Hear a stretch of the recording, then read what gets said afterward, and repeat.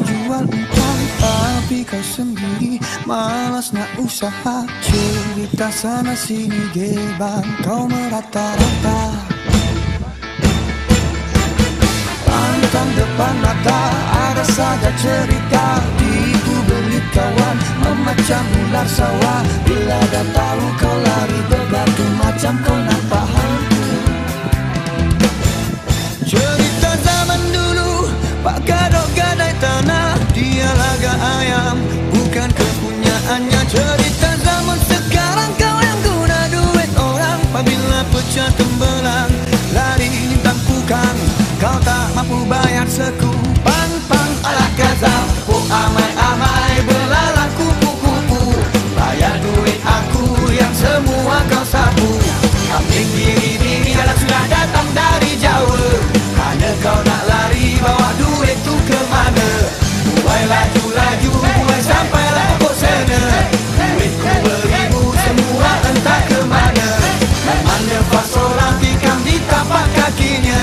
Kau memang kau salah, ku tak mau kau pun tak apa. Lampung giseng semati lem.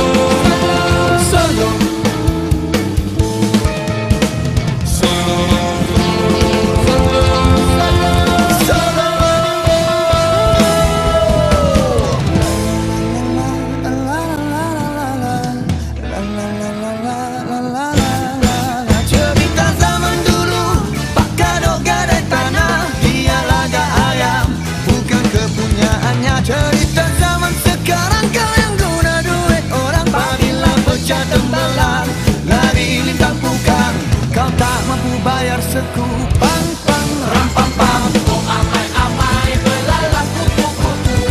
Bayar duit aku yang semua kau sapu. Kambing biri-biri sudah datang dari Jawa. Mana kau nak lari, bawa duit tu ke mana? Buai laju-laju, buai sampai pokok sana. Bayar hutang itu takut nanti kau merana.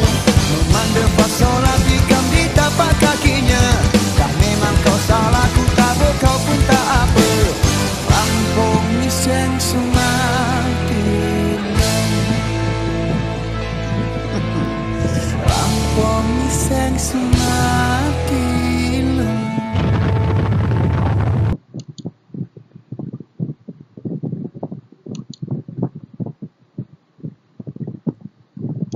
Assalamualaikum dan selamat pagi murid-murid.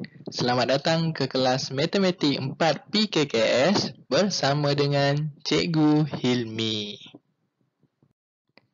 Apa khabar murid-murid? Ya, cikgu harapkan semua murid dalam keadaan sihat, ceria dan bersemangat untuk belajar pada hari ini. Baiklah, sebelum kita meneruskan pembelajaran kita pada hari ini, apa kata mari kita imbas balik pelajaran kita yang lepas. Murid-murid ingat lagi tak pada minggu lepas kita telah belajar tentang apa? Ya, pada minggu lepas kita telah belajar tentang simpanan, iaitu yang pertama sekali kita telah belajar tentang maksud simpanan. Okey, apa itu simpanan? Cuba murid-murid ingat balik. Ya, simpanan ialah wang yang disimpan untuk digunakan apabila perlu, kan?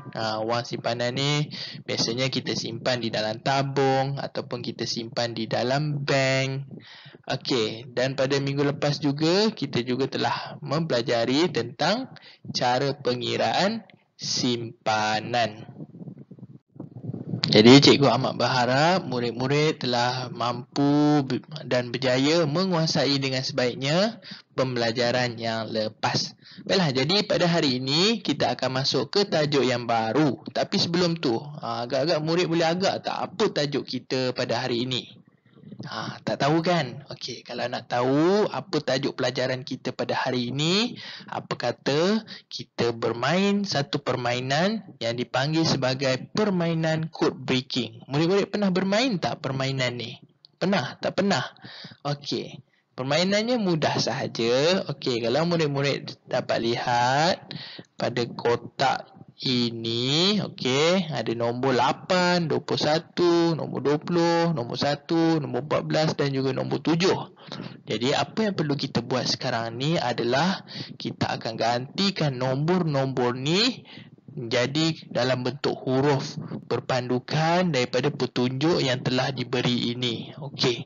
Jadi apa kata mari kita selesaikan bersama-sama kod ni untuk kita nak tahu apa tajuk pembelajaran kita pada hari ini. Murid-murid dah sedia? Okey, kalau dah sedia, jom kita mulakan. Okey, kita tengok pada kotak yang pertama ni, iaitu nombor 8. Okey, kita tengok nombor 8 ni bersamaan dengan huruf apa? Ya, bersamaan dengan huruf H. Okey. Okey, seterusnya kita pergi pada kotak yang kedua, iaitu nombor 21. Kita tengok nombor 21 bersamaan dengan huruf apa? Ya, bersamaan dengan huruf U. Okey. Okey. Kotak yang ketiga, nombor 20. Nombor 20 bersamaan dengan huruf apa? Ya, bersamaan dengan huruf T. Okey. Okey, kita pergi kotak yang keempat. Okey, nombor 1. Okey, nombor 1 bersamaan dengan huruf apa, murid-murid? Ya, bersamaan dengan huruf A. Okey, nampaknya kita dah semakin hampir ni dapat jawapannya. Okey, dah ada ke murid-murid yang boleh agak apa jawapannya? Okey, tak apa, kita selesaikan. Okey, kod ni. Okey, nombor 14 bersamaan dengan huruf apa, murid-murid? Kita cari. Ya, bersamaan dengan huruf N. Okey. Sikit je lagi kita nak berjaya selesaikan. Okey, yang terakhir nombor 7 bersamaan dengan huruf apa? Ya, bersamaan dengan huruf G. Yeah, maka kita dah pun berjaya menyelesaikan kod rahsia ni. Jadi, murid-murid, inilah dia tajuk pembelajaran kita pada hari ini. Kita dah dapat dah tajuk kita pada hari ini, iaitu cuba murid-murid baca apa? Ya, hutang. Inilah tajuk pembelajaran kita pada hari ini, iaitu hutang. Okey.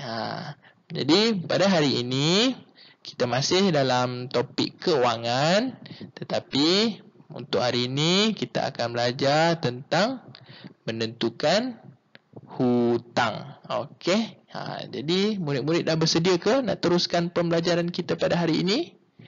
Okey, kalau dah bersedia, apa kata kita teruskan ke pelajaran kita pada hari ini. Okey, sebelum kita teruskan pembelajaran kita pada hari ini, izinkan cikgu kongsikan hasil pembelajaran kita pada pagi ini. Yang pertama, murid dapat menyatakan maksud hutang dengan betul. Dan yang kedua, murid dapat menyelesaikan operasi mengira hutang dengan baik. Okey, isi kandungan pelajaran kita pada hari ini pula adalah yang pertama sekali, kita akan belajar tentang maksud hutang. Apa itu hutang? Okey, kemudian yang kedua, kita akan belajar cara operasi mengira hutang. Dan yang ketiga, sudah pasti kita akan menjawab latihan. Okey. Okey, sekarang tanpa membuang masa, mari kita pergi kepada yang pertama, iaitu maksud hutang. Sebelum tu cikgu nak tanya, ada tak murid-murid yang tahu apa itu hutang? Ada murid pernah dengar tak perkataan hutang ni? Pernah dengar tak sebelum ni? Okey, ada yang tahu dan ada yang tak tahu. Tak apa, mari kita tengok, mari kita lihat apakah itu hutang. Apa maksud hutang? Okey, mari kita baca bersama-sama. Hutang ialah wang yang dipinjam dan perlu dibayar oleh seseorang. Okey, Mungkin ada murid yang tak dapat gambaran apa itu hutang ni. Okey, kita tengok ada contoh situasi di sini. Okey, ada sebuah gambar di sini. Okey, kita baca dialog tu.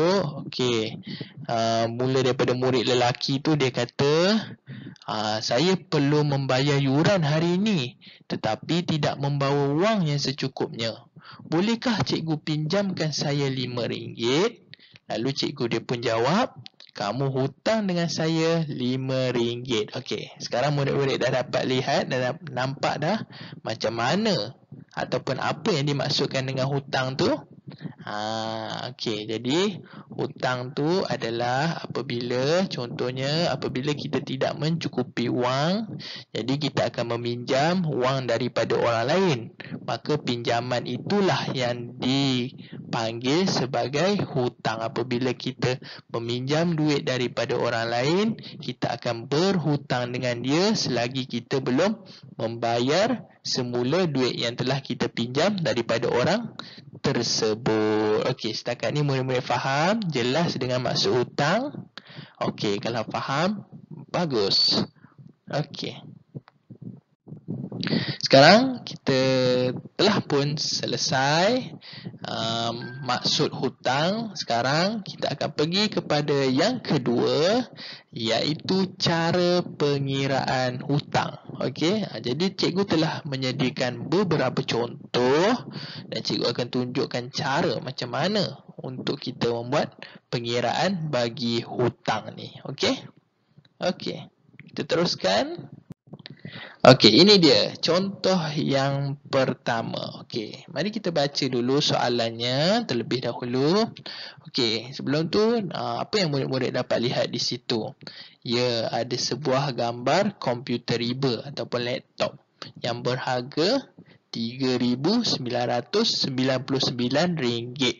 Okey, soalannya, gambar menunjukkan harga sebuah komputer riba yang dibeli oleh Shanti. Shanti hanya mampu membayar sebanyak RM1,650. Selebihnya, dia meminjam daripada abangnya. Hitung hutang Shanti kepada abangnya. Jadi sekarang ni apa yang kita nak cari adalah kita nak cari hutang Shanti kepada abangnya. Okey, jadi pertama sekali kita kena keluarkan data-data ataupun maklumat yang ada di dalam soalan. Yang pertama sekali, maklumat yang ada ialah harga komputer riba iaitu sebanyak RM3,999. Okey, kemudian data ataupun maklumat yang kedua ialah duit Shanti iaitu dia hanya ada RM1,650. Jadi kita nak cari hutang Shanti kepada abangnya. Okey, duit yang selebihnya yang digunakan. Okey, jadi untuk mencarinya sudah pasti kita akan menggunakan operasi tolak. Okey, jadi kita tolakkan sahaja iaitu harga komputer riba dengan duit yang Shanti ada iaitu RM3,999 tolak dengan RM1,650. Maka selepas ditolak, kita akan mendapat jawapannya adalah RM2,349. Maka Shanti berhutang sebanyak RM2,349 dengan abangnya untuk membolehkan dia membeli komputer riba tersebut. Okey, nampak? Mudah sahaja kan? Okey, yang penting kita kena fahamkan betul-betul soalan apa yang dia nak. Okey. Okey, kita tengok ada contoh yang kedua. Okey, mari kita baca bersama soalannya. Okey, soalannya adalah Ali tidak mempunyai wang yang mencukupi untuk membeli buku rujukan. Oleh yang demikian, Ali telah meminjam sebanyak RM10 daripada abangnya dan RM5 daripada kakaknya. Berapakah jumlah hutang Ali kepada abangnya dan kakaknya? Okey, jadi di sini apa yang kita nak cari adalah jumlah hutang Ali. Okey, tadi berbeza. Tadi kita nak cari hutang Shanti kepada abangnya. Okey, sekarang kita nak cari jumlah hutang. Dia punya kata kunci dia adalah jumlah. Apabila jumlah, biasanya akan melibatkan operasi.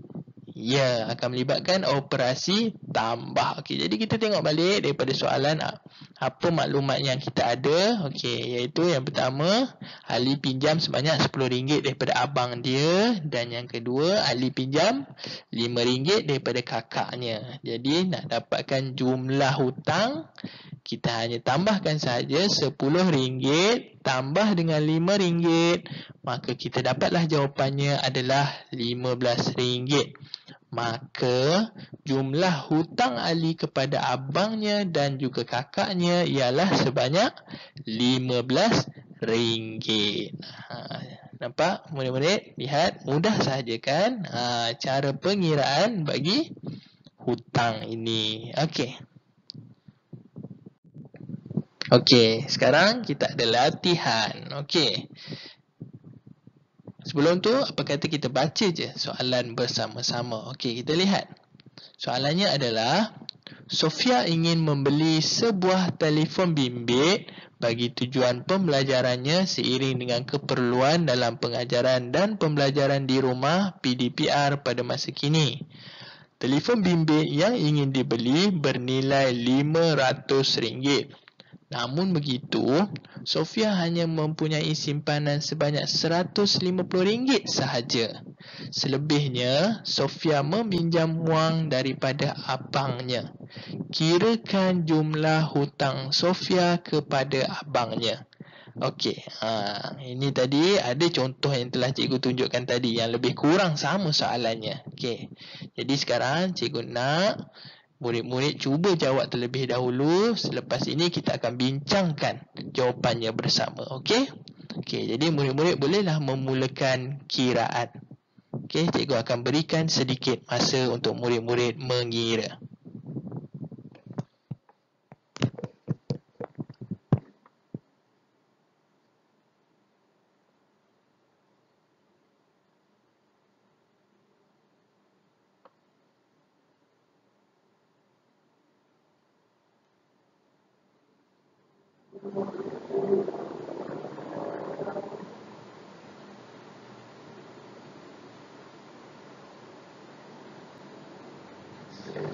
Okey, bagaimana murid-murid? Dah selesai ke pengiraan? Okey, bagus. Okey, sekarang mari kita bincang jawapannya bersama-sama. Okey, kita tengok pada soalan, kita keluarkan maklumat ataupun data yang ada. Okey, apa yang kita nak cari? Kita nak cari jumlah hutang Sofia kepada abangnya. Okey. Kita tengok balik daripada soalan, apa maklumat yang ada.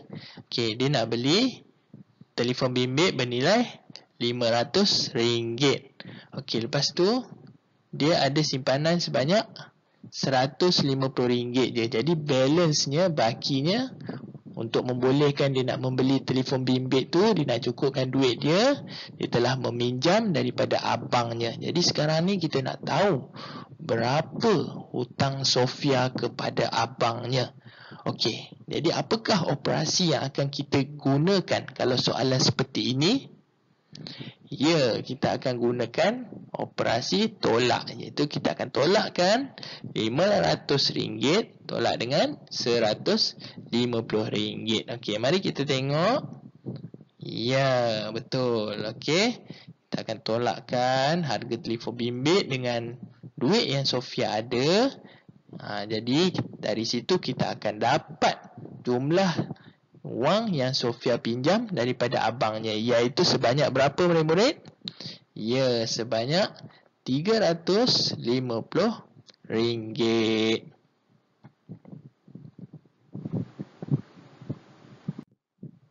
Okey, itulah tadi kita telah pun lihat bagaimana cara mengira hutang.